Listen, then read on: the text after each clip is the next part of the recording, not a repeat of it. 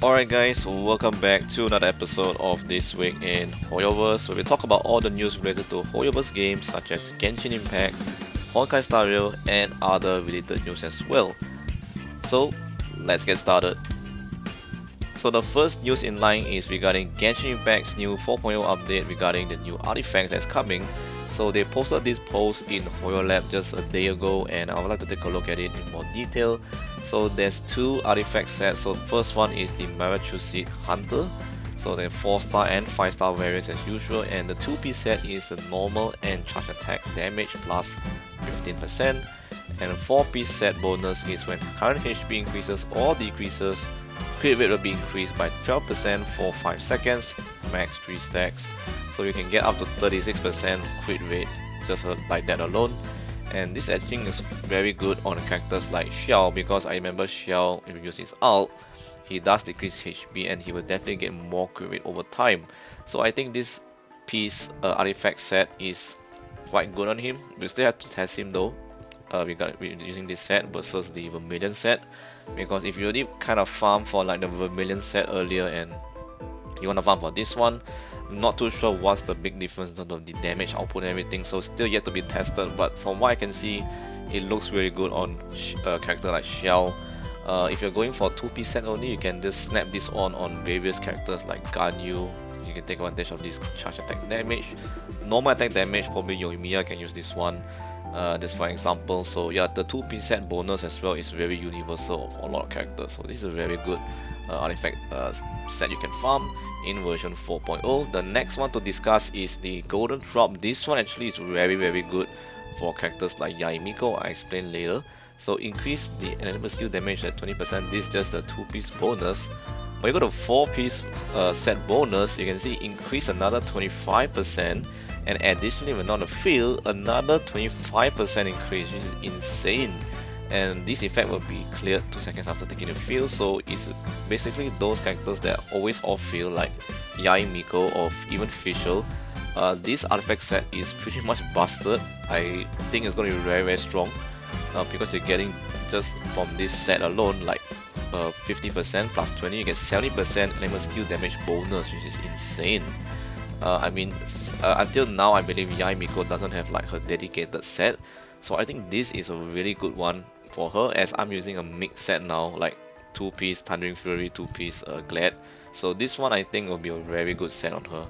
I will have to test it out and see. Once I go into Fontaine, I'll farm this domain, I'll let you guys know if it's worth it in terms of the damage output and everything. So we'll see how it goes for characters like Yai Miko and Fischl. So yeah, pretty impressive.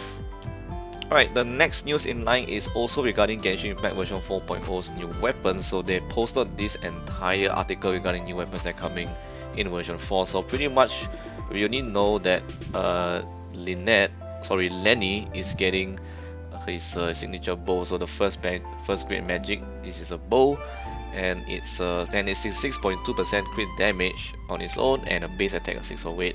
So this is all R1, and from what we can see over here, it's pretty much for sure his best in slot, no doubt. But I think this bow can be used on other characters as well, not only on Lenny. It can be used on Ganyu, from what I can see, because of the charge attack increase. And if you use like the same elemental type in the party, like say 3 same elemental type, you can get up to 48% attack. So I think this is also very strong. I mean, it's already strong on its own with the crit damage stat, so imagine having all these bonuses is going to be crazy for a character like Ganyu, for example, or even Tainari, any unit that does charge attack damage. So I think this is a pretty insane bow for a couple of characters in the future. So yeah, so this is a pretty nice bow overall, but obviously it's going to be best in slot for Linny anyway. So yeah. Moving on to the next weapon I have in line is the Ferryman Sword. So this is a sword actually. At first I thought it was a polearm, but it's a sword. You can get this for free actually in the Feasting Association, so that is something to take note of. You don't have to rush to get this one. It's not a limited time weapon. It's a permanent weapon added to the game. You can just exchange it whenever you want. So the stats on this thing is pretty similar to what I've seen in the past with another sword. If you guys remember, the sword is the Festering Desire. So the Festering Desire also have a very similar stat on over here, which is the same base attack and also the same energy recharge But for that weapon, it's a limited time weapon that was only available in an event. So if you miss that event, if you're new to Genshin Impact, you will not get the weapon unless they like put in a shop or something. But at the moment, it's not obtainable if you're new. But I have that weapon, and from what I see in terms of the passive, is really identical. The only difference mainly is like the additionally part, where it increases energy recharge by 16% for 5 seconds after using a skill. So this one, I think it's pretty okay. 5 seconds is some good amount of time. But if you get this to R5, it will be 32%. And I think it's pretty okay for supporting unit in general. So I think this weapon should be really similar to almost the same like Fashion Desire, almost, but not exactly the same, but they're quite similar in terms of the stats and everything from what I see. So if you don't have Fashion Desire, I think this is the closest weapon you can get in order to achieve that kind of level. So yeah, and the essential materials as well are shown as well, but we can't really pre-farm for this, so you only have to wait until Fontaine to pre-farm the materials to get this weapon to level 90 and also max refine it. So yeah, they also showcase other weapons in the BP, but I will not discuss too much on the BP stuff because all these are paid stuff, and usually BP weapons are all crit rate stats. You can see they all crit rate. So if you're interested in all those stats, you want to know more information on the BP weapons, you can check out the link description to this article, which will take you to the full list of the BP weapons with all the stats. But we're not going to talk about in this video because it will take too long. Yeah, so we'll not be discussing those in this video because it will take too long. So yeah, and they also posted the free-to-play option as well, which I also won't be talking in this video because it will be very long. So we can check out the link description, as I said, to take a look at all the stats and everything for these free-to-play options that you can get from the blacksmith at Fontaine. So this one is all the stats. You can check out all the weapons over here in this article. So yeah, that's the news for Genshin Impact. Alright, moving on to Honkai Star Rail, and this is another post on HoYoLab they have done regarding the Voice of the Galaxy Developers Radio Volume 2. So they've done Volume 1 in the past and they talked about some of the issues that were in the game and they want to fix it and implement it in version 1.2, which they've already done. So now they're doing the same, they're talking about it this time for version 1.3. So you can scroll down over here, and there are some really good changes I'd like to talk about in this video. Some I will not talk about it, you can read it for yourself. But the one nice one is the first question when they start asking is, my true base power maxed out after sleeping in on weekends, can the mechanism be improved? So the answer is, in version 1.3, the crew increased the upper limit of Trailblaze power to 240. So now we are at 180, right, for the max. So furthermore, reserve Trailblaze power will be added. Once Trailblaze power maxes out, a percentage of the surplus is converted into reserve Trailblaze power. So you're asking yourself, what is this reserve Trailblaze power? So basically, if you play their other game, their older game, which is Honkai Impact 3rd, they already have that sort of system in their stamina system. So I'm going to show you guys a screenshot here how it looks like. It's going to be something like this, where if you already exceeded the Trailblaze power of 240, the excess Trailblaze power will be put into this reserve Trailblaze power at a certain amount of percentage. Let's say 45% for example, it will be stored there until it reaches max. So that is amazing for those users, like if you are a casual player, you don't have time to play Honkai Star Rail. I think this is a welcoming change in the game. It's a really good quality of life improvement for those kind of players. But if you are a hardcore player who comes to the game every day, log in, burn your Trailblaze power, this doesn't really have an effect on you because it's not for you. It's those players that are casual that couldn't play the game every day, so this is a really good change for them. But for hardcore players, not so much, because the regen rate I believe is the same. So yeah, so not a big deal for hardcore players, but it's still a nice thing to have in case you can't log in for some whatever reason. This is a good thing to have actually, so I really like this one.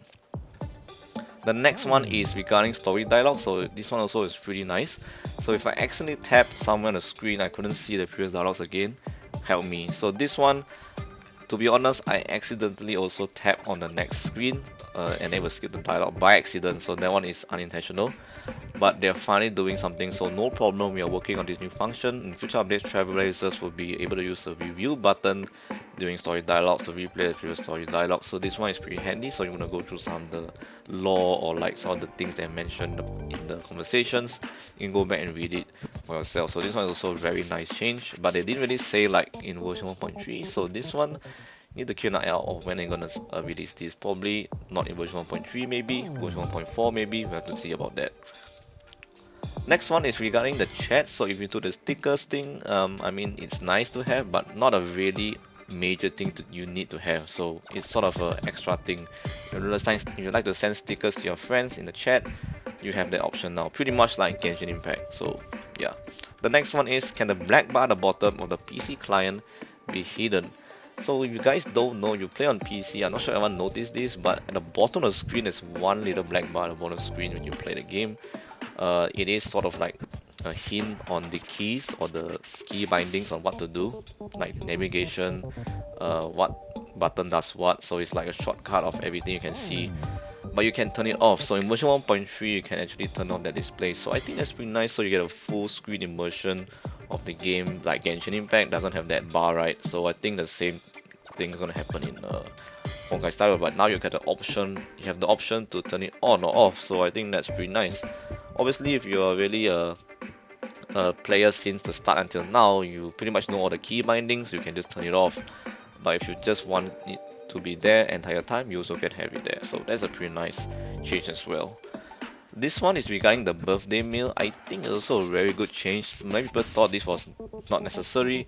In my opinion, if let's say you couldn't log in your birthday and you miss the meal, that'll be a bit sad, right? So I think having this change is good because the rewards for the birthday meals, I think it's pretty decent. I haven't reached my birthday yet, so I don't know what I'll get, but it's pretty decent rewards from what I heard, and yeah, having this change as well, I think it's a very good one as well. So you can actually go back, and if you missed it, you can actually claim the reward. So that's pretty nice.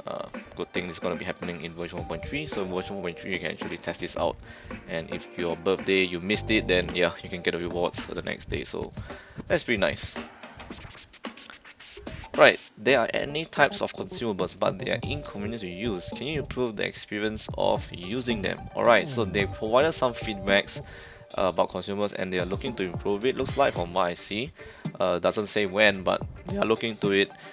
From what I see in terms of consumables in Honkai Star Rail now, in my honest opinion, I don't really use them. It's just there. I sometimes have to use them for obvious reasons because it's part of like the daily missions. I have no choice, so I just use it. But most of the time, you don't really need to use it in my case.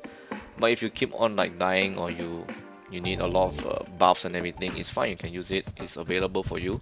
So I think this is also a good change for those players that use a lot of the consumables. I think they might introduce a gadget like Genshin Impact has a gadget shortcut. They can just trigger it from there using the NRE. But in Honkai Star Rail, I don't know how they're gonna do it. Probably introduce a new key or something in the keyboard settings or something.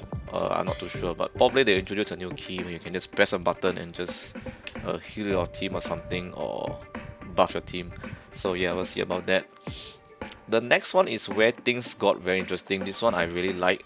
So will there be new items at the HoYoverse store? So this one, if you guys don't know, in the simulated universe, when you clear it every week, you get this HoYoverse bond as well as a currency where you can buy stuff from the store. And those currencies are very, very limited, so you got to spend wisely on really see what really you want for your characters in the game. So they're gonna be adding the 5-star new light cone Nihility in this version 1.3 update in the HoYoverse store. That's pretty nice because as you guys know, Kefka was just released, and she is one of the new Nihility characters that came out, with also Luca, and he's also new as well. So they're introducing a lot of Nihility characters, so I think it makes sense for them to add a new light cone, a free light cone into the store so people can redeem it from the store. But for now, we don't know like what stats is it gonna be. But since it's free, I don't expect it to be busted or something. But we'll have to see once the update drops. So this is very exciting. So if you are having a lot of HoYoverse bonds in your inventory, and you have like 8 lying around doing nothing, you might want to save up those 8 HoYoverse bonds for this light cone. If you have Kafka, for example, maybe it's going to be cracked on her, who knows, right? So just save it up. I think this is a very nice change to have as well in version 1.3. That's fantastic. Alright, the last one also is a very good change. So while in Auto Battle, I always feel that some of the characters' abilities are not used in the most effective way. can this be improved? So this is sort of like a logic of the characters, like example, like all the buffing characters or supporting characters that buff units like Tingyon, Bronya, etc. So I think they're gonna improve the logic of how they're gonna buff other characters. So that is very nice to see they're working on it, because sometimes the AI doesn't get things right the way we wanted, so it like buffs the wrong unit or it doesn't really do what you ask it to do. So this kind of thing, they're looking into it, is very nice to hear, and they're going to continue improving the auto battling experience and optimizing the logic behind when to use abilities. So this is very nice to see them talking about this, and just to show that devs are listening to the people that are facing these issues. So that is fantastic, and that's all of the developers discussion for Honkai Star Rail, the Voice of the Galaxy Developers Video Volume 2. What do you guys think? Are you going to be excited for this change? Definitely excited for the Trailblaze power for me personally, because sometimes I'm very busy and it might cap out certain times, but yeah, this is a welcoming change for me and for some of you guys for sure. And I also am very excited for the changes to the Herter store as well. New light cones, very exciting, and also the auto banning system. This is what I'm very excited for in version 1.3's new quality of life improvement update. In other news, HoYoFEST 2023 Phase 1 has also concluded as well, which includes Malaysia, Vietnam and Indonesia, which has pretty much already concluded on 7th of August. So the next part of HoYoFEST Phase 2 events will be taking place in other countries in Southeast Asia, which is Singapore, Thailand and also the Philippines. So those dates are still yet to be announced. Stay tuned for more information. And that's all guys I have for you guys this week for the news segment for this week in HoYoverse. What do you guys think of the news for Genshin Impacts, new weapons, new artifacts that are coming? Are you going to be saving on your resin that you need to farm for those artifacts you want in the next patch? Very exciting to try out those artifacts on the characters that I'm going to build, especially my Yaimiko. I can't wait to try it out. Or the Golden Trope artifact set, that will be very exciting to test out. And also Honkai Star Rail, are you guys excited for the change that's coming in version 1.3? Those are all very good change that's coming. The quality of life improvements that we actually need in Genshin Impact, but is coming to Honkai Star Rail. That's pretty amazing still, I'm not gonna complain. And also HoYoFEST 2023, even though it's concluded in some couple of countries, but those respective countries that are still yet to have HoYoFEST, are you excited? Are you gonna be going for it if you live in those countries? Let me know down in the comments down below. So that's all I have for you guys. Thank you very much for watching, and I'll see you guys next week. Peace.